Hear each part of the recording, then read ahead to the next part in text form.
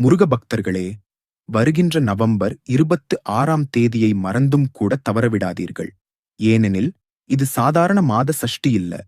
மகா கந்த சஷ்டி விரதம் முடிந்து தைப்பூசத்திற்கு இடையில் வரும் அருள் பொங்கும் மாத சஷ்டி. இந்த ஒரு நாளில் செய்யும் நன்னாளான விரதம் 48 நாள் மண்டல விரதத்தின் பலனை உங்களுக்கு வழங்கும் என பழமொழியும் பரம்பரையும் சொல்கிறது.